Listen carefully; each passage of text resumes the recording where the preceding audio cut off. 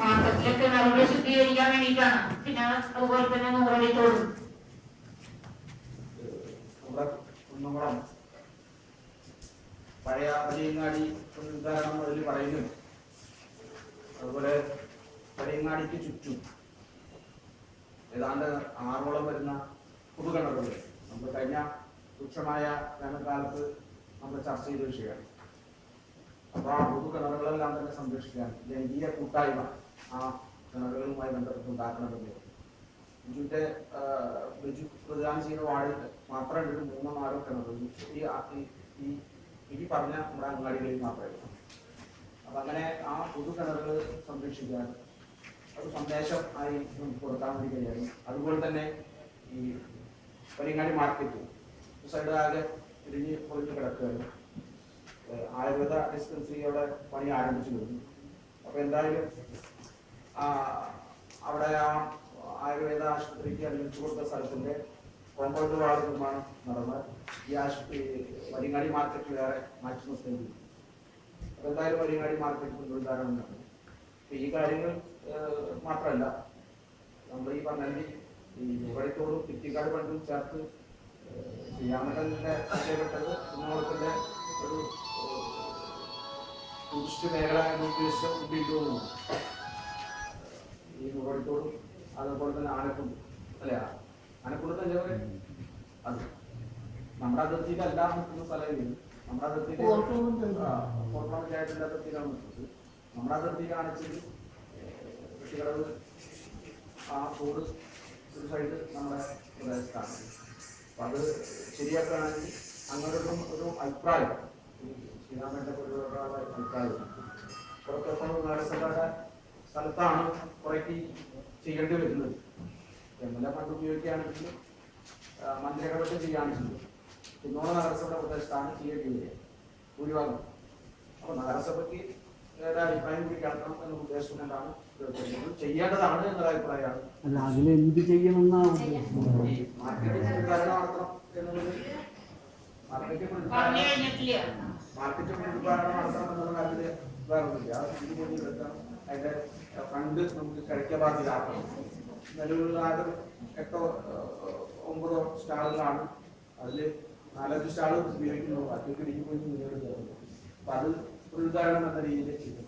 കിണറുകൾ നമുക്ക് ആദ്യം മാലിന്യം കൊണ്ടുവരുന്ന ഒരു സ്വഭാവമുണ്ട്. കിണറിൽ കിണറൊക്കെ മിക്സറിന്റെ മുന്നോട്ട് വരുന്നത് കണികളിൽ കൊണ്ടുവരുന്ന ഒരു സ്വഭാവമുണ്ട്. അപ്പൊ കിണറുകൾ വൃത്തിയാക്കി രൂക്ഷമായ വരൾച്ച അനുഭവപ്പെട്ട നമുക്ക് ഈ കിണറുകളെ സംരക്ഷിക്കുന്നതിന് വേണ്ടി ചെറിയ ഇപ്പോൾ തൃശ്ശൂർ കൊമൈറ്റ് സർക്കിൾ ചെയ്യും ഒരു സന്ദേശമാണ് അത് ചെയ്യുന്നത്.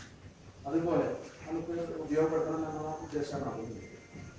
അതിന് നേരത്തെ പറഞ്ഞത് അതാണ് ചോദിക്കുന്നത്. എൻ്റെ അഭിപ്രായത്തിൽ ഈ വെട്ടിക്കാടിന്റെ സൈഡിൽ കുട്ടികൾക്കൊക്കെ വന്ന് കണ്ട് പോകാൻ കഴിയുന്ന രീതിയിലേക്ക് മാറ്റി പോകുന്ന രീതിക്ക് കടലിൽ മറ്റേ ബോട്ട് ഉൾപ്പെടെ ഏർപ്പെടുത്തി കഴിഞ്ഞിട്ട് പോകാൻ പറ്റാവുന്ന ഒരു സംവിധാനമാണ് എൻ്റെ മനസ്സിലുള്ളത്. അങ്ങനെയാണെങ്കിൽ അത് നന്നായിരിക്കും എന്നുള്ളതാണ്. ബുദ്ധിമുട്ടാന്ന് പറയുമ്പോൾ തന്നെ അത് കുറച്ചുകൂടി നന്നായിരിക്കും. ഇത്രയും കാര്യങ്ങൾ ചെയ്യണം എന്നൊരു അഭിപ്രായം എനിക്ക്. ഈ നൂറടിക്കോട് നമ്മുടെ കുന്നുള്ള വെട്ടിക്കിടങ്ങിലേക്ക് മുതുകുന്നുണ്ട്. മൊത്തം ആ തോട് 12.5 കിലോമീറ്റർ. അതാണിപ്പോൾ വൈദ്യുതി നടത്തിയത്.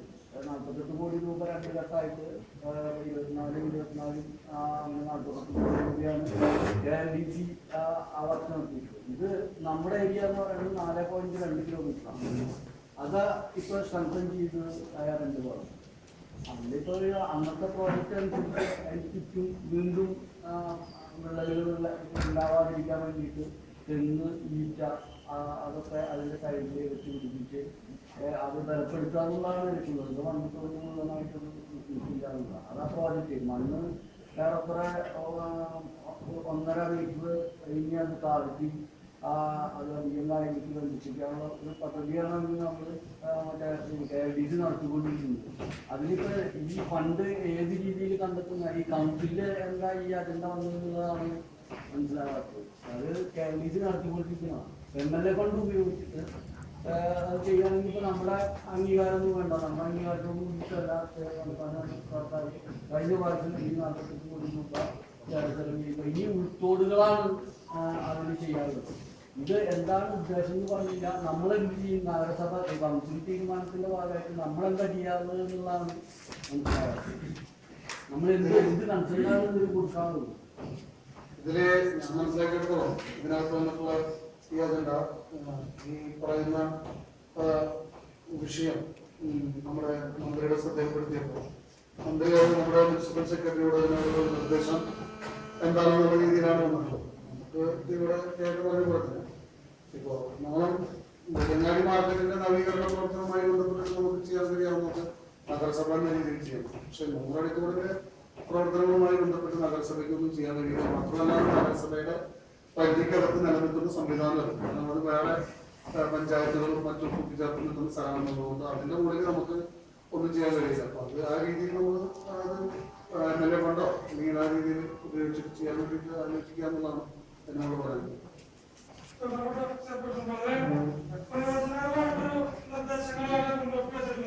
അതായത് പരിഗണനയിൽ പറഞ്ഞിട്ട് പറയുമ്പോ വർഷങ്ങൾക്ക് മുമ്പ് നമ്മളത് ഏറ്റവും കൂടുതൽ വ്യാപാര സമുച്ചയങ്ങളും വ്യാപാരം നടന്നിരുന്നൊരു മാർക്കറ്റാണ് വലിയങ്ങാടി മാർക്കറ്റ്. കാരണം നമുക്കറിയാം കേരളത്തിലെ അങ്ങോളം മാർക്കറ്റുകളുണ്ട്. എന്നാൽ വലിയങ്ങാടി മാർക്കറ്റ് എന്ന് പറയുന്നത് കുന്നംകുളത്ത് മാത്രം കാണുന്ന ഒരു പ്രത്യേകതയായിരുന്നു. കാരണം ഈ മാർക്കറ്റില് ധാരാളം ജനങ്ങളാണ് വന്നു വരുന്നത്. ഇക്കാലത്ത് ഗതാഗത പ്രശ്നങ്ങളാണെന്ന് തോന്നുന്നു ആ മാർക്കറ്റില് അപജയം സംഭവിക്കുകയാണ് ചെയ്തത്. അത് ഉയർത്തിക്കൊണ്ടുവരേണ്ടത് ആ ഭാഗത്ത് ജനങ്ങളുടെ വളരെയധികം വലിയൊരു ആവശ്യമായിട്ട് മുന്നോട്ട് വന്നിട്ടുണ്ട്. അപ്പൊ അത് എത്രയും പെട്ടെന്ന് തന്നെ വലിയങ്ങാടി മാർക്കറ്റിലെ പണികൾ പൂർത്തീകരിക്കണമെന്നാണ് പറയുന്നത്. അതുപോലെ തന്നെയാണ് വൈഷ്ണവ സൂചിപ്പിച്ചത് 2 കിണറുകൾ എന്താക്കുന്നുണ്ട്, ധാരാളം വെള്ളമുള്ള വേനൽക്കാലത്ത് വരെ നിറഞ്ഞു കിടക്കുന്ന കിണറുകളാണ് അതിനുള്ളത്. കഴിഞ്ഞ വർഷം കിണറുകൾ ശുചീകരിക്കുന്നതിന്റെ ഭാഗമായി ഉറപ്പുവരുത്തും. കാരണം ധാരാളം മാംസാവശിഷ്ടങ്ങൾ അതിനുള്ളിലെ പണ്ട് കാലത്ത് നിക്ഷേപിച്ചിരിക്കുകയാണ്. അതുകൊണ്ട് അത് ശുചീകരിക്കാൻ വളരെ ബുദ്ധിമുട്ട് അനുഭവപ്പെട്ടാണ് ശുചീകരിക്കാൻ പോയത്. അതും ശുചീകരിച്ചു കഴിഞ്ഞാൽ ആ ഭാഗത്തെ കുടിവെള്ളത്തിന്റെ പ്രശ്നം തന്നെ ഇല്ലാതാക്കാൻ വേണ്ടി സാധിക്കും. അതുകൊണ്ട് ഈ നിർദ്ദേശങ്ങൾ നല്ല പ്രയോജനകരമായിട്ടുള്ള നിർദ്ദേശങ്ങൾ എത്രയും പെട്ടെന്ന് നടപ്പിലാക്കണമെന്നാണ് എനിക്ക് പറയാനുള്ളത്. പ്രശ്നം പ്രധാനപ്പെട്ട ഒരു കാര്യം തന്നെയാണ്. പക്ഷെ അന്ന് ഈ 100 തൊഴിലിന്റെ കാര്യങ്ങൾ വന്നപ്പോ അത് നമ്മുടെ മന്ത്രിക്ക് റിക്വസ്റ്റ് കൊടുത്തിട്ടുണ്ട്. മന്ത്രിയുടെ ഫണ്ട് ഉപയോഗിച്ചിട്ട് ചെയ്യുന്നുള്ളതിന് നടപ്പിലാക്കാൻ പറ്റുമെന്നാണ് പറഞ്ഞിട്ടുണ്ട്. അത് അടിയന്തര പ്രാധാന്യമുള്ള കാര്യം തന്നെയാണ്. 100 തൊഴില് നിറച്ച് മാലിന്യങ്ങളുടെ ഒരു കൂമ്പാരം തന്നെയാണ് പറഞ്ഞിരുന്നത്. അത് നല്ല കാര്യമാണ്. അത് നമ്മുടെ മുനിസിപ്പാലിറ്റിന് ചെയ്യാൻ പറ്റാതല്ല, മുനിസിപ്പാലിറ്റിപ്പെട്ടതല്ലല്ലോ. അതുകൊണ്ട് നമുക്കത് മന്ത്രിക്ക് ചെയ്യാൻ പറ്റുന്ന കാര്യമാണ്. മറ്റുള്ള കാര്യങ്ങളിൽ എന്തായാലും കിണറുകളുടെ കാര്യം എന്തായാലും പരിഗണിക്കണം പറയാനുള്ളത്.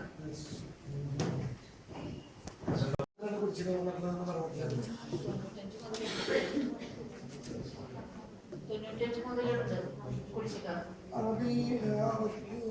കാലാകാലങ്ങളായിട്ട് വന്നതോർക്ക് ഒരു ഇൻഫർമേഷൻ നഗരസഭയ്ക്ക് തന്നിട്ടില്ല എന്നുള്ളതാണ് നമ്മൾ ഫയൽ പരിശോധിച്ചപ്പോൾ മനസ്സിലാക്കുന്നത്. തവണ തീർപ്പാക്കാൻ വേണ്ടിയിട്ട് 4,81,538 രൂപ അടക്കാൻ തീരുമാനിച്ചിട്ടുണ്ടായിരുന്നു. അല്ല, അത് 5,99,350. അത് നമ്മൾ കൗൺസിലിൽ വെക്കണ അല്ല ഒറ്റത്തവണ തീർപ്പാക്കൽ പ്രകാരം 4,81,538 രൂപ അതെന്തുകൊണ്ടാണ് നമ്മൾ അടയ്ക്കാതിരുന്നത്?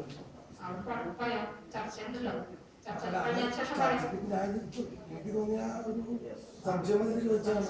നമ്മള് 95 മുതലുള്ള കുടിശ്ശിക അത് കാലാകാലങ്ങളായിട്ട് അവര് ഒരു അറിയിപ്പ് ഉണ്ടായിരുന്നില്ല. പിന്നെ 13-14 കാലഘട്ടത്തില് നമ്മുടെ ഈ കമ്പൻസേഷൻ എടുത്തുള്ള ഒരു പാർട്ടി അവര് EMP തുക റീഫണ്ട് ചെയ്യാൻ വേണ്ടി ആവശ്യപ്പെട്ടപ്പോഴാണ് ഇത്രയും കാലത്ത് നമ്മുടെ പൈസ കുടിശ്ശികയുള്ളതായിട്ട് മനസ്സിലാക്കാൻ കഴിഞ്ഞത്.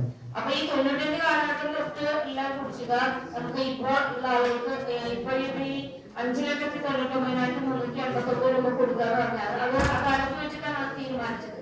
അത് കൊടുക്കുന്നതിൽ ചില നിയമ തടസ്സങ്ങൾ ഉണ്ടെന്നാണ് നമ്മൾ ചർച്ച ചെയ്തപ്പോൾ മനസ്സിലാക്കാൻ കഴിഞ്ഞത്. അല്ല, ഞാൻ ചോദിക്കുന്നതല്ല, ഈ സംഖ്യ അടയ്ക്കാതിരിക്കാനുള്ള കാരണം ആദ്യം എടുക്കുന്ന കാലഘട്ടത്തില് വെള്ളം അവര് ബില്ല് അവർ അടയ്ക്കണം എന്നുള്ള രീതിയിലല്ലേ നമ്മള് കരാറെടുത്ത ആളുകളിൽ നിന്നല്ല അത് ഈടാക്കേണ്ടത്. അതെ, അവരാണ് തരേണ്ടത്. അവരാരും അത് അടച്ചിട്ടില്ല പിടിച്ചെടുക്കാൻ ബില്ലൊന്നും വന്നിട്ടില്ല, വാട്ടർ അതോറിറ്റി ബില്ലൊന്നും തന്നിട്ടില്ല നഗരസഭയ്ക്ക്. ഇപ്പൊ തന്ന പുറയ്ക്ക് അവരത് പിടിച്ചെടുക്കാൻ പറ്റില്ല. ഏത് കാലഘട്ടത്തിൽ ഈ 4,81,538 രൂപ എന്നുകൊണ്ട് ഒറ്റത്തീർപ്പ് അടയ്ക്കാന്ന് പറഞ്ഞിട്ട് പിന്നെ എന്തുകൊണ്ട് നമ്മൾ അടയ്ക്കാതിരുന്നത്? അതുകൊണ്ട് നമുക്കിപ്പോ വരുന്ന നഷ്ടം 1,19,851 രൂപ കൂടുതൽ അടയ്ക്കേണ്ടി വരികയാണ്. അത്രയും സംഖ്യ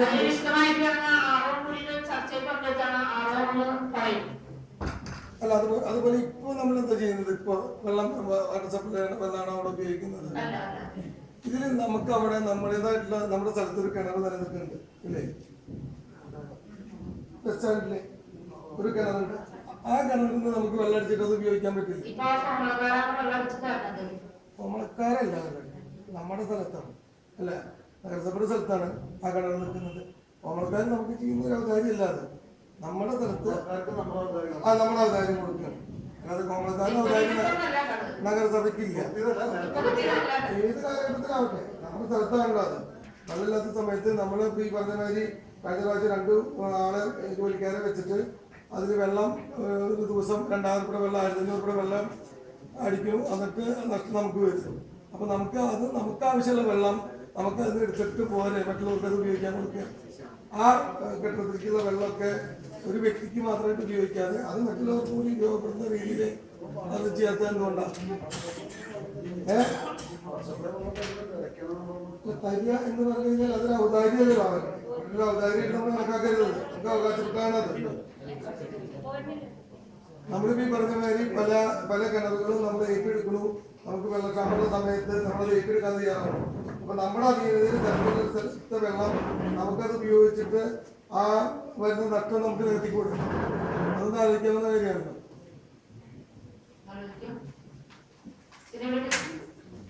ഇതില്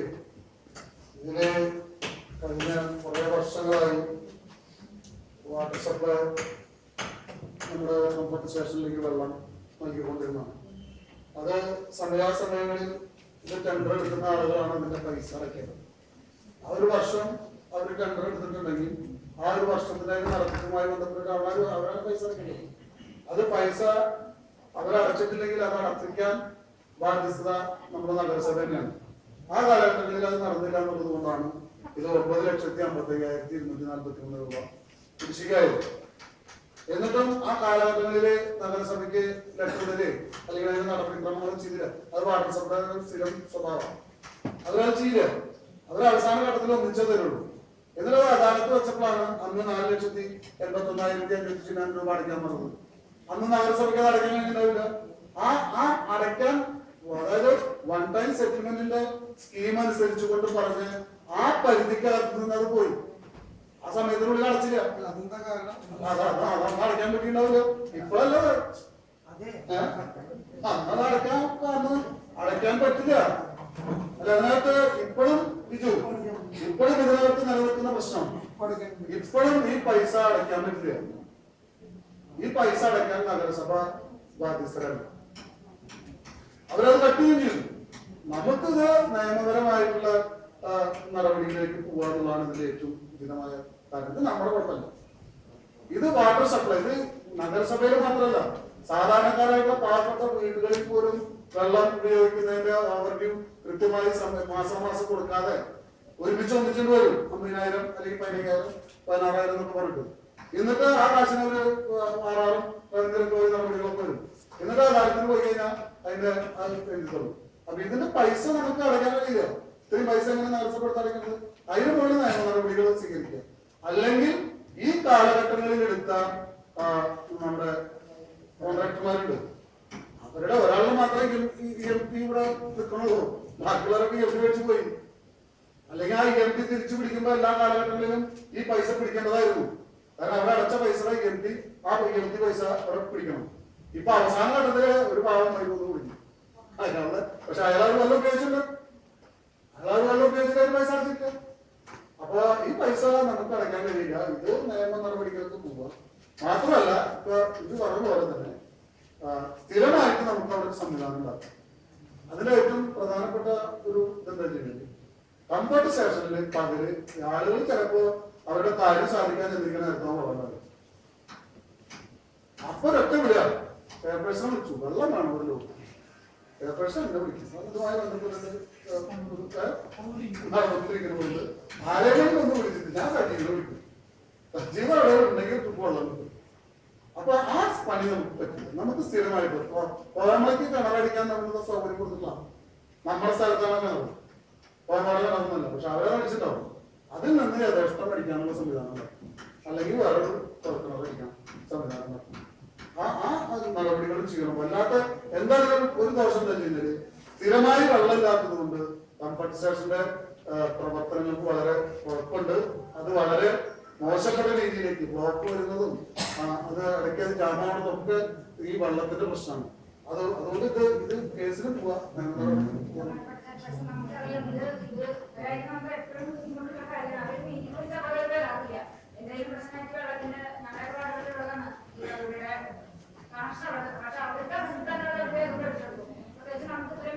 അതുപോലെ തന്നെയാണ് നമ്മുടെ കുടുംബക്കാട്ടുകളും 2 ലക്ഷം കാട്ടുള്ളത് നമ്മളടുത്തുള്ളത് 2011 കാലഘട്ടത്തിൽ. ഇന്ന് വരെ അതിനൊരു കാര്യമാണ് നമ്മൾ ഇതേ മുമ്പ് നമ്മളവിടെ കൊടുക്കുന്നത്. അതിന് നമുക്ക് തീരുമാനം എടുക്കുന്നവരുണ്ട്. നോട്ടീസ് നമ്മുടെ വലിയ നമ്മളവിടെ എടുക്കുന്നുണ്ട്. അതിനെ നിങ്ങൾ എടുക്കാൻ പറ്റും. അല്ലെങ്കിൽ അവിടെ നിങ്ങളുടെ നമുക്ക് മുന്നോട്ട് കൊടുക്കണം. അതിലൊരു തീരുമാനത്തിൽ കൂടി എത്താൻ തരണം ഈ അജണ്ടയിലോ. അതുമായിട്ട് ബന്ധപ്പെട്ട് നല്ലത്. കാരണം ഇങ്ങനെ അന്ന് ഇതായിട്ട് ബന്ധപ്പെട്ടൊരു യോഗം വെച്ചിരുന്നു ചെയർമാന്റെ ഡിസ്ട്രിക്ട്. അപ്പൊ നമുക്ക് ഇത്രയും പൈസ ചാട്ടുവെള്ളം കുട്ടികളെ പദ്ധതിയിൽ അവർ ഇങ്ങോട്ട് തരാനുണ്ടാവുക. ചെയർമാൻ്റെ മര്യാദയ്ക്ക് വാട്ടർ അതോറിറ്റിയുടെ തൃശ്ശൂരിലെ എയെ കുറിച്ച് സംസാരിച്ചു. ഞങ്ങൾക്ക് തരാനുള്ള പൈസ തിരിച്ചാൽ പറയുന്നു. അതുപോലും അവർ സമ്മതിച്ചില്ല, തയ്യാറില്ല. അവർ പറഞ്ഞു അത് സർക്കാരിക്ക് തിരിച്ചടയ്ക്കണം. എന്നിട്ട് എത്ര കാലഘട്ടം എന്താ തിരിച്ചടക്കാൻ? സർക്കാരിലേക്ക് ഒരു കാലത്ത് ഒരു തിരിച്ചടയ്ക്കാൻ പോകുന്നില്ല.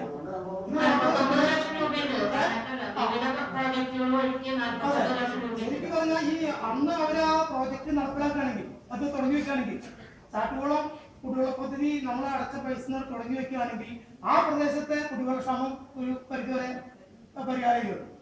ഇപ്പോഴും അവിടെ ലോറികളിലെ വെള്ളം സപ്ലൈ ചെയ്തുകൊണ്ടിരിക്കുക. അവരിൽ നിന്ന് നമ്മൾ നഷ്ടീടാക്കണം.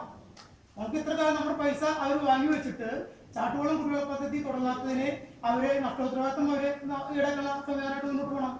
അല്ലെങ്കിൽ അവർക്ക് കിട്ടാൻ മുഴുവൻ അങ്ങോട്ട് കിട്ടുമ്പോൾ ഞങ്ങളോട് കൊടുക്കില്ല എന്ന് തൊട്ട് കാര്യമില്ല. പക്ഷെ സർക്കാരിലേക്ക് അടയ്ക്കാൻ സമ്മതിക്കരുത്. അത് നമുക്ക് തിരിച്ചു തരണം. സർക്കാരിലേക്ക് അടയ്ക്കലുണ്ടാവില്ല. ആര് സർക്കാരിലേക്ക് അടയ്ക്കുന്നത്? ഇത്ര കാലമായിട്ട് അടയ്ക്കാത്ത പൈസ അവർ അടയ്ക്കും. അത് വെറുതെ പറയുന്നത് സർക്കാരിലേക്ക് അടയ്ക്കാനുള്ളത്. അല്ല, ഒരു ബാങ്ക് ഫണ്ടും കൈ പിടിച്ചിരിക്കാതെ എല്ലായിടത്തും സർക്കാരിലേക്ക് അടയ്ക്കാൻ പോകുന്നില്ല.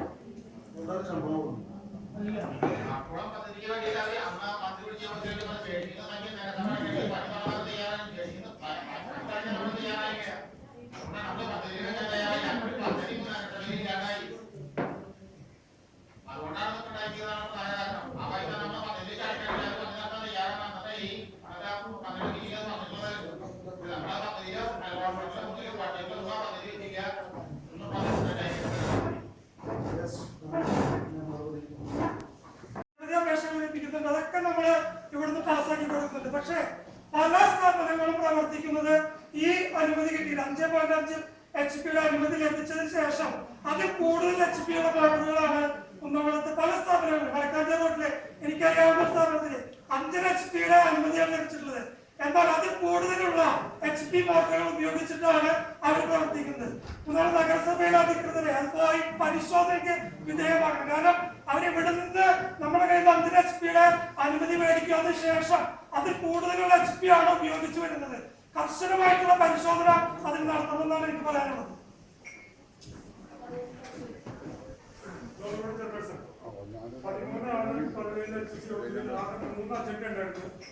അതിൽ 2 എണ്ണം ഈ മോട്ടോർ സ്ഥാപനത്തെ കുറിച്ചായിരുന്നു.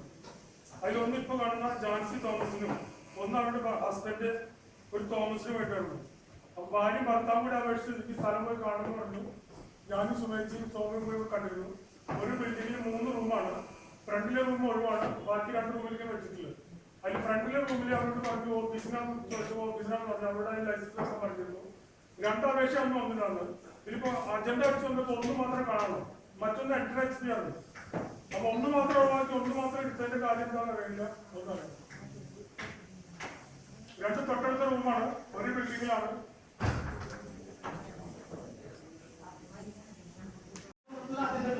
ഒന്ന് വെച്ച് ഒന്ന് വെക്കാണ്ട് വരുമ്പോ അവിടെ എന്തെങ്കിലും സാമ്പത്തികമായിട്ടുള്ള എന്തെങ്കിലും എന്ന് കാണാത്തതിന്റെ ഭാഗമായിട്ട് എന്തെങ്കിലും ഒന്നും കൂടി നോക്കാം. അങ്ങനെ അതുപോലെ തന്നെ വലിയ പേരുള്ള കാര്യമാണ് ഇപ്പോൾ സ്പീച്ച് പറഞ്ഞത്. നമ്മൾ ഈ അറ്റൻഡ് പോകുമ്പോൾ നമ്മൾ 5.5 HP നോട്ട് വെച്ചു നമ്മൾ പാസ്സാക്കി കൊടുത്തു. അവിടെ 15 HP-യാണോ 20 HP-യാണോ നോട്ട് വെക്കുന്നത് പിന്നീട് നടക്കുന്നില്ല. അപ്പൊ അതൊന്നും നോട്ട് സ്ഥാപിച്ചതിന് ശേഷം ആ പരിശോധന നടത്താൻ ചട്ടം അടുത്ത ഫയൽ വരുമ്പോ അത് ഉപയോഗിക്കും. അതെന്താ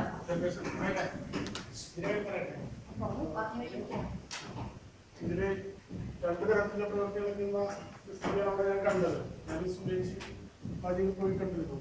ഇത് 2 വെച്ച് വെക്കാതിൽ ഗൂഢോദ്ദേശം കിട്ടുന്നില്ല. നോക്കാം, ഉണ്ടാവാൻ ചാൻസ് കാണാനില്ല. എനിക്കൊരു റൂമോടെ വയ്ക്കേണ്ടതുണ്ടായിരുന്നു. ആ റൂമില് ലൈസൻസ് ഇല്ലെങ്കിൽ ലൈസൻസ് എടുക്കാം എന്ന് മാത്രമാണ് അന്ന് ഞങ്ങൾ ടീമായി പോയി കണ്ടപ്പോൾ ആ നിർദ്ദേശം കൊടുത്തിട്ടുണ്ടായിരുന്നു. പലതരം പൈസ മേടിക്കുന്നു ഹോട്ടലുകളിൽ. GST എന്നും പറഞ്ഞിട്ട് പല ഹോട്ടലുകളിലും പലതരം പൈസ മേടിക്കുന്നു. അപ്പൊ അതുകൊണ്ട് ഒരു വിവര പട്ടിക പ്രദർശിപ്പിക്കാനുള്ള ഒരു നിർബന്ധമായി ഹോട്ടലുകൾക്ക് നോട്ടീസ് കൊടുക്കണം.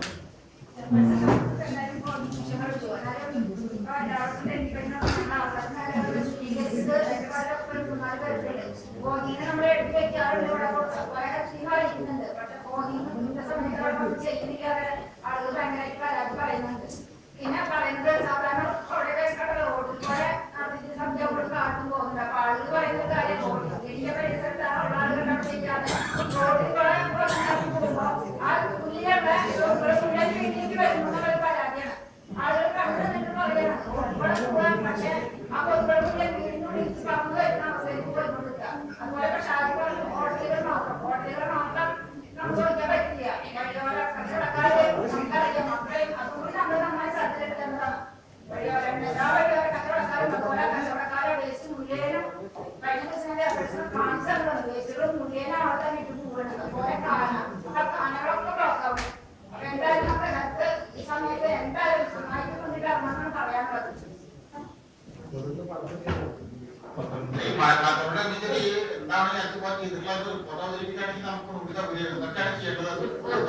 ഒരു 2-4 യോഗങ്ങളിലായിട്ട് പൊതുവെ പഠിപ്പിച്ചു കഴിഞ്ഞാൽ 4 യോഗം പഠിച്ചിട്ടുണ്ട്.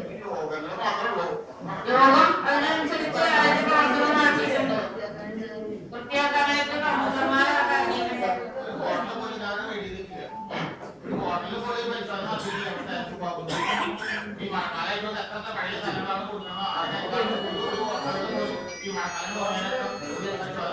കഴിഞ്ഞ ആഴ്ച വരെ ചെയ്തിട്ടുണ്ടെന്ന് കഴിഞ്ഞ ആഴ്ച വരെ ഹോട്ടലുകൾ കഴിഞ്ഞ് നടത്തിയിട്ട് ഒന്നും കണ്ടക്ട് ചെയ്യാന്ന് പറഞ്ഞല്ലോ.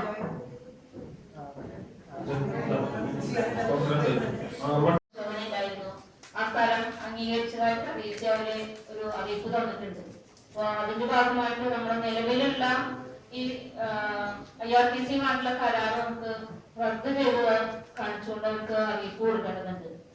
എന്തായാലും IRTC-ആയിട്ടുള്ള മാർച്ച് മാസത്തിൽ കഴിഞ്ഞ നമ്മൾ ക്യാൻസൽ ചെയ്യാൻ വേണ്ടിയിട്ട് തീരുമാനം ഈ സിറ്റി കമ്മീഷൻ കുറെ നേരത്തെ വന്നിട്ടുണ്ടായിരുന്നതാണ്. അതിനുശേഷമാണ് അപ്പൊ നമുക്ക് ഈ സ്ഥലം വന്ന് പരിശോധന കഴിഞ്ഞ് അത് അംഗീകരിക്കുക എന്നുള്ളൊരു സംശയം ഉണ്ടായിരുന്നു. അപ്പൊ അത് സ്ഥലം അംഗീകരിച്ചുകൊണ്ട് അവർക്ക് 50 സെന്റ് സ്ഥലം കൊടുക്കുകയാണെങ്കിൽ അവർ വർക്ക് ചെയ്യാൻ തയ്യാറായിക്കൊണ്ട് നമുക്ക് ലെറ്റർ വന്നിട്ടുണ്ട്. അതിന് പറയുന്ന ചെലവായ സംഖ്യയുടെ പൈസ സഹിതം അവരോട് തിരിച്ചടപ്പിക്കുന്നതാണ്. കൊടുത്തു പറയുന്നത് അവസാനം പറയുന്നത് എന്താ വെച്ച് കഴിഞ്ഞാൽ ആ സംഖ്യ അവർ തിരിച്ചടയ്ക്കാറുണ്ട്. ചെലവഴിച്ച സംഖ്യയുടെ ബാക്കി സംഖ്യ തിരിച്ചടയ്ക്കാന്നാണ് അവർ പറയുന്നത്. അത് നമുക്കുള്ള ലെറ്റർ.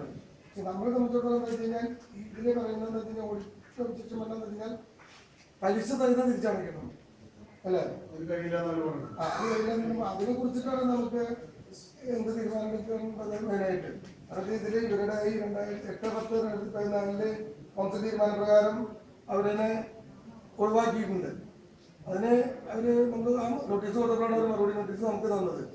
ഈ പരീക്ഷ സഹിതം അവരിൽ നിന്ന് വാങ്ങിക്കണം. അതല്ലാതെ അതാണ് മെയിനായിട്ട്. വേറെ ആരായിട്ട് എടുക്കുമ്പോൾ നടത്തുന്നത് ഈ അജണ്ടയിൽ മെയിനായിട്ടൊരു വിഷയമല്ല. ഈ അജണ്ടയിൽ നമുക്ക് കഴിഞ്ഞാൽ ഈ പലിശ 3 ലക്ഷം രൂപ 4 ലക്ഷം രൂപ ചെലവായിച്ചെങ്കിൽ ആ ചെലവായ സംഖ്യ വെച്ച് മറ്റ് സംഖ്യയുടെ പലിശ അടക്കം തിരിച്ച് എടുക്കണം. അതാണ് ഇതിൽ വേണ്ടത് അല്ലേ? ഉറപ്പുണ്ട്. 2 വർക്കാണ് നഗരസഭയായിട്ട് എഗ്രിമെന്റ് ഉണ്ടായിരുന്നു. ഒന്ന് നമ്മുടെ കുറുക്കമ്പാറയിലെ ട്രഞ്ചിങ് ഗ്രൗണ്ടിന്റെ വർക്ക്, അതുപോലെ തന്നെ ഈ സ്ലോട്ടർ ഹൗസിന്റെ വർക്കും. അപ്പൊ ഈ നമുക്ക് 2 ഫയലുകളാണ് കുറുക്കമ്പാറ ട്രഞ്ചിങ് ഗ്രൗണ്ടിന്റെയും സ്ലോട്ടർ ഹൗസിന്റെയും. പക്ഷെ ഈ കുറുക്കമ്പാറ ട്രഞ്ചിങ് ഗ്രൗണ്ടിന്റെ വർക്ക് ചെയ്തിട്ടവർക്ക് പൈസ കൊടുത്തിട്ടില്ല. എന്നാൽ ഇതില് നമ്മള് 23 ലക്ഷം അവർക്ക് 20% അഡ്വാൻസ് കൊടുക്കുകയും ചെയ്തിട്ടുണ്ട്. ഇത് രണ്ടും കൂടിയിട്ടുള്ള ഒരു ഇതുണ്ട്. IRPCക്കാണ് രണ്ടും തമ്മിലുള്ള ഒരു നടത്തുന്നത്. പക്ഷെ അവരുടെ കണക്കിൽ ഒന്ന് കണക്കായിട്ട് നമ്മൾ 2 ഫയലായിട്ട് സൂക്ഷിച്ചിരിക്കുക. അതിന്റെ പേരിലാണ് നമുക്ക് ചർച്ച നടത്തേണ്ടത്. അത് രണ്ടും 2 വർക്കാണ്. 2 വർക്കാണ്. 2 വർക്കും വ്യത്യസ്തമായിട്ടുള്ള. IRPC നമ്മുടെ സ്ലോട്ടർ ഹൗസ് 23 ലക്ഷം രൂപ അന്ന് വാങ്ങിച്ചു. അത് സമയബന്ധിതമായിട്ട് പണി കഴിക്കാമെന്ന് പറഞ്ഞതിന്റെ അടിസ്ഥാനത്തിൽ അവർക്ക് TS ഇല്ലാതാണ് നമ്മൾ ആ പൈസ അന്ന് കിട്ടിയത്. പക്ഷെ പിന്നീട് നമ്മൾ TS വാങ്ങി കൊടുക്കുകയും ഒരു നിയമ തടസ്സവും അവർ പറയുന്ന രീതിയിൽ അവർക്ക് നമ്മൾ ആ മറ്റേ നഗരസഭ സൃഷ്ടിച്ചിട്ടില്ല. അപ്പൊ അതിന്റെ ഭാഗമായിട്ട് ഒട്ടേറെ കത്തുകൾ അവർക്ക് കൊടുത്തു. നേരിട്ട് മുൻകൂർ പോയി അന്നത്തെ ചെയർമാനും ഒക്കെ കൂടി പോയി സംസാരിച്ച് അവരെ 2-3 പ്രാവശ്യം ഇങ്ങോട്ട് വരുത്തി. പിന്നീട് അവസാനം അവർ പറഞ്ഞതെന്ന് വെച്ചാൽ ഒരു അന്നത്തെ ME ഒരു ഫൈലിംഗ് ആവശ്യമുണ്ടെന്ന് ആ ഫയലിന്റെ എഴുതി. അതിന്റെ ഭാഗമായിട്ടാണ് ഞങ്ങൾ പണി വയ്ക്കാൻ. അതിന്റെ ഭാഗമായിട്ടാണ് medical Thrissur engineering college soil test നടത്താൻ പോകുന്നത്. സോയിൽ ടെസ്റ്റ് നടത്തി 1.5 ആഴ്ച കൊണ്ട് നമ്മൾ ആ റിപ്പോർട്ട് കൊടുക്കുകയും ചെയ്യും. ആ 1.5 ആഴ്ച കൊണ്ട് റിപ്പോർട്ട് കൊടുത്തതിന് ശേഷം അവരെ തിരിച്ചു വരും. അതിനുശേഷം അവർ ഒരാഴ്ചക്കുള്ളിൽ പണി ആരംഭിക്കും എന്ന് പറഞ്ഞ് പോയതിന് ശേഷം 1 മാസം അല്ല 2 മാസം അല്ല 3 മാസം വരെ നമ്മൾ വെയിറ്റ്. ആ വെയിറ്റ് ചെയ്തതിന്റെ ഭാഗമായിട്ട് വീണ്ടും അവരെ അറിയിച്ച് ഞങ്ങളൊന്ന് ആലോചിച്ച് ചെയ്യാമെന്ന് പറഞ്ഞിട്ട് അതിന്റെ ഭാഗമായിട്ടാണ് കൗൺസിൽ തീരുമാനിച്ചത്. അവരെ കരിമ്പട്ടികയിൽ നഗരസഭയുടെ കരിമ്പട്ടികയിൽ എടുക്കാൻ തീരുമാനിച്ച് അവരെ കരാറ് റദ്ദ് ചെയ്യാനും നമ്മളന്ന് തീരുമാനിച്ചിട്ടുണ്ട്.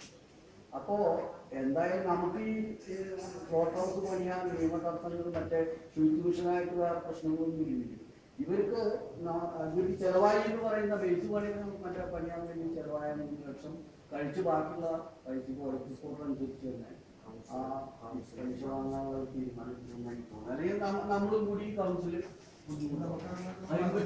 പെടുത്താൻ തീരുമാനിച്ച ഒരു കൗൺസിൽ ഏകോപനമായി തീരുമാനത്തിനെതിരായിട്ടാണ് ഇനിയും അവരെ മറ്റേ പരിശോധനകളൊന്നും കൂടി നമ്മൾ 2014 IRPCക്ക് ഒരു കത്ത് നഗരസഭ കൊടുത്തിട്ടുണ്ട്. അതായത് ഈ വർക്ക് തുടരാൻ വേണ്ടിയിട്ട്. വർക്ക് തുടരാനെ കുറിച്ചുള്ള ഡീറ്റെയിൽ ആയിട്ട് മറുപടി IRPC കൊടുക്കുകയും ചെയ്തു. കാരണം എന്താണെങ്കിൽ അതിന്റെ നിർമ്മാണ പ്രവൃത്തി തുടങ്ങുകയാണെങ്കിൽ അത് മരങ്ങൾ മുറിച്ചു മാറ്റേണ്ടതായിരുന്നു.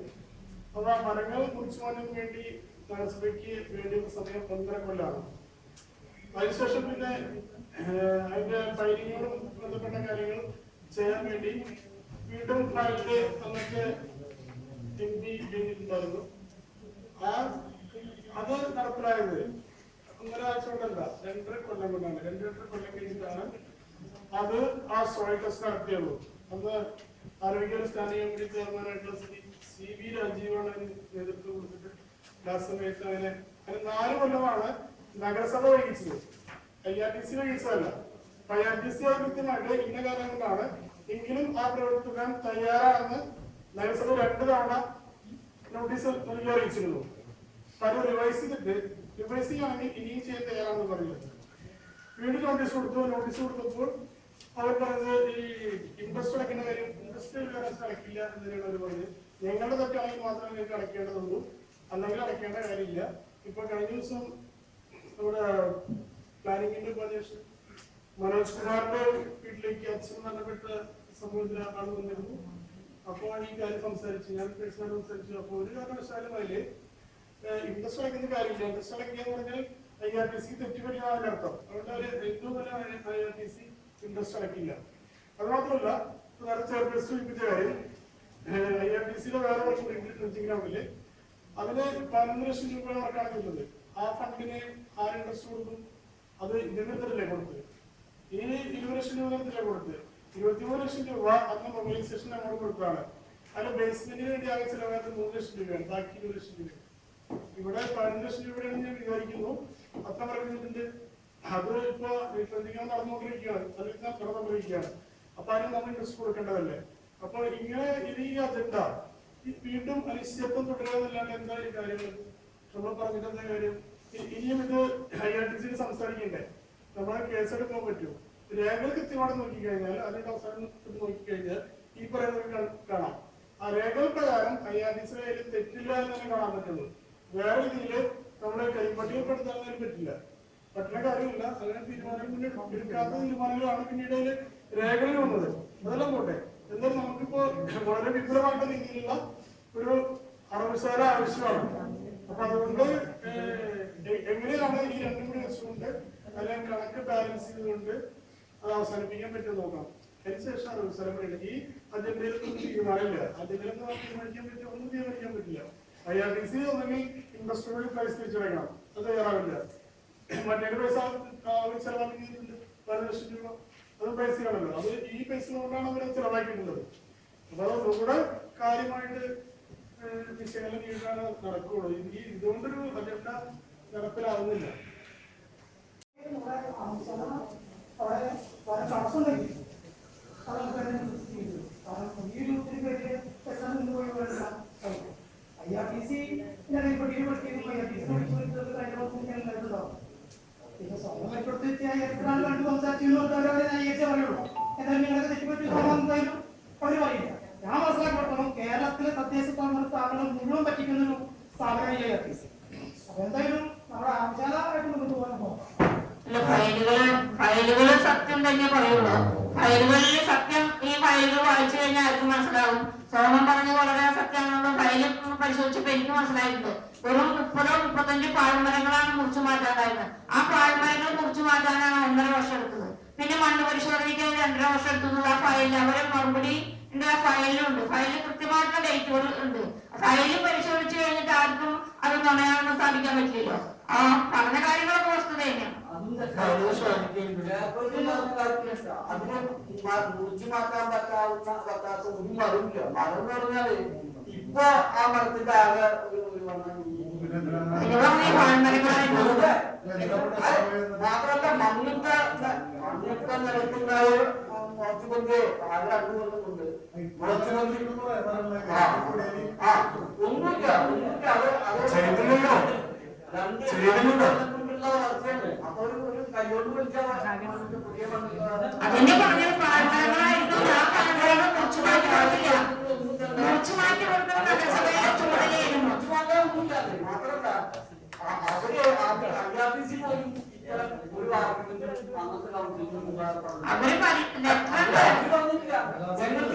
ഞങ്ങൾക്ക് അവിടെ തടസ്സം സോയിൽ ടെസ്റ്റ് നടത്തി എംഡിയുടെ സോയിൽ ടെസ്റ്റ് നടത്തി. അത് കഴിഞ്ഞ് വേണ്ടാന്ന് പറഞ്ഞു കഴിഞ്ഞാൽ അതിന്റെ ഭാഗമായിട്ടാണ് നമ്മൾ സോയിൽ ടെസ്റ്റിന്റെ റിപ്പോർട്ട് കൊടുത്തത്. ആ റിപ്പോർട്ട് കൊടുത്തിട്ട് അവർ പറഞ്ഞു ഇനി തടസ്സങ്ങളൊന്നുമില്ല, ഒരാഴ്ചക്കുള്ളിൽ പണി ആരംഭിക്കുന്നു. ആ IRTC ഉന്നയിക്കാത്ത ഒട്ടേറെ കാര്യങ്ങൾ പറയണ്ട, അത് കാര്യമില്ലല്ലോ. കൗൺസിലിന് ഉണ്ടാകില്ലേ വന്നു, കൗൺസിലിൽ സംസാരിച്ചതല്ലേ അവര് ഗോപി എന്ന് പറഞ്ഞാൽ എത്ര പ്രാവശ്യം. അപ്പൊ അതിന്റെ ഭാഗമായിട്ടാണ് നമ്മൾ തീരുമാനമെടുത്തത്. അത് ഇനി തടസ്സങ്ങളൊന്നുമില്ല, അതിന് പണി ആരംഭിക്കാന്ന് പറഞ്ഞു.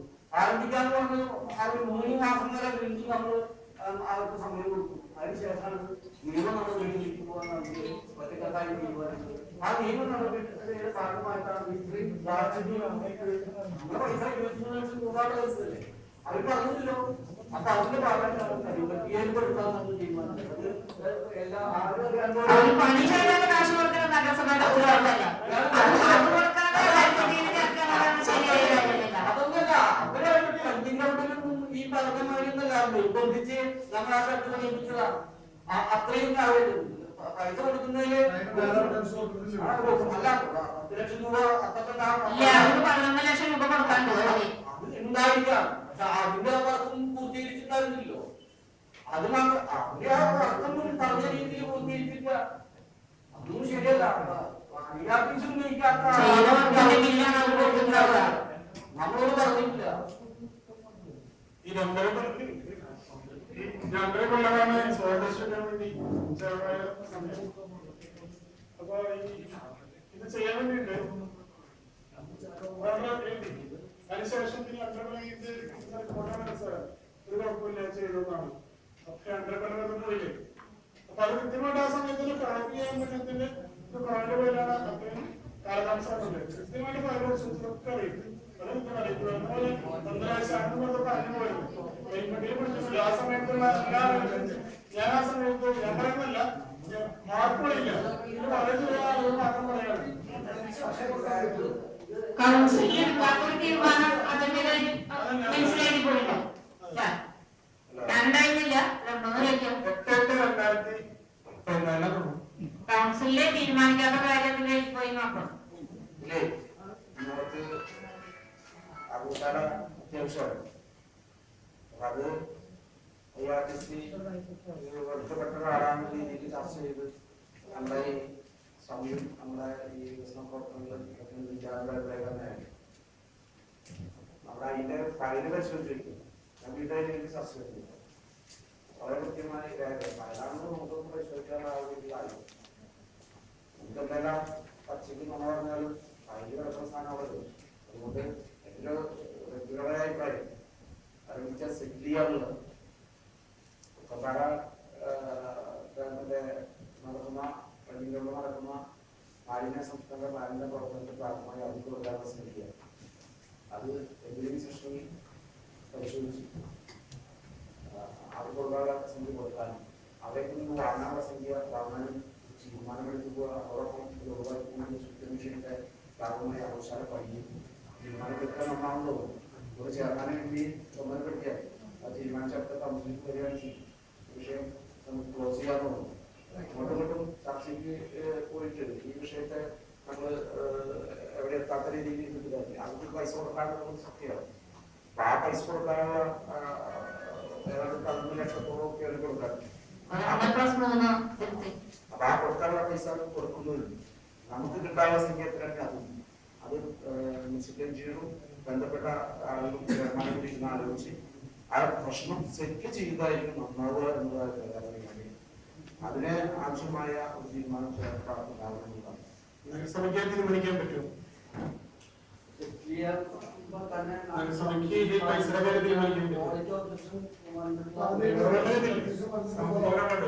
സെറ്റിൽ ചെയ്യാൻ ഉദ്ദേശിച്ചത് അങ്ങനെ സെറ്റിൽ ചെയ്യുന്നതിന് വിഷയം കൗൺസിലിൽ വരുമ്പോഴല്ലേ കൗൺസിൽ തീരുമാനമെടുത്താൽ എടുക്കുമ്പോഴല്ലേ നമുക്ക് അങ്ങനെ ഒരാളുകളുടെ ആവശ്യമുള്ളൂ. കൗൺസിലിന്റെ ബാധ്യത വരുമ്പോൾ അവരായിട്ട് സംസാരിക്കാൻ പോകണ്ടാന്ന് പറയുന്നത് അപ്പൊ കൗൺസിലിന്റെ ബാധ്യത വരുമോ വരില്ലെന്നത് ആ അവിടെ നമ്മൾ സംസാരിച്ച അല്ലെങ്കിൽ നമ്മൾ ആരാണോ ചുമതലപ്പെടുന്ന അത്രയാളാണ് സംസാരിച്ച് കൗൺസിലിക്ക് വരുമ്പോഴാണ് അത് നമുക്ക് ബാധ്യത ഉണ്ടാകുന്നതാണോ അല്ലയോ എന്നുള്ള പറയുന്നത്. നമുക്ക് ബാധ്യത വരുന്നതാണെന്ന് വെച്ചാൽ അപ്പൊ ചർച്ച ചെയ്യാന്നല്ലേ. ഇപ്പൊ വിഷയം IRTCയുമായി നിൽക്കുന്ന ഈ വിഷയം പ്രശ്നം പരിഹരിക്കുന്നതിന് വേണ്ടിയിട്ട് തീരുമാനമെടുക്കുകയാണ്. നമുക്കവിടെ ശുദ്ധ വിഷയം ആവശ്യക്കാരുടെ ഒക്കെ ചെലവില്ലാതെ നമുക്ക് ചെലവില്ലാതെ പണിയാളെ തീരുമാനമെടുക്കുവാനാണ്. നിയമപരമായി മനസ്സിലാക്കിയതിനു ശേഷം അതിന്റെ അല്ല, എഗ്രിമെന്റ് ക്യാൻസൽ ചെയ്യാൻ തീരുമാനിക്കാമല്ലോ. പിന്നെ ബാക്കി സംഖ്യയുടെ നമുക്ക് കൊടുക്കാനുള്ളത് നമുക്ക് സബ് കമ്മിറ്റി രൂപീകരിച്ച് ചർച്ച ചെയ്ത് തീരുമാനിക്കല്ലേ നല്ലത്.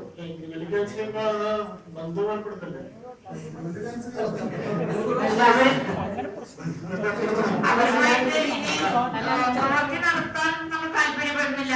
അതുകൊണ്ട് അവരുമായിട്ടുള്ള എഗ്രിമെന്റ് ക്യാൻസൽ ചെയ്യേ അത് ഈ സാമ്പത്തിക ക്രമക്കേടുകള് ചർച്ച ചെയ്ത് അതൊരു തീരുമാനത്തിലെത്തുന്ന ആയിരുന്നല്ലോ. എന്തായാലും അവരുമായിട്ട് പ്രവൃത്തി തുടങ്ങാൻ നമ്മൾ ആഗ്രഹിക്കുന്നില്ല.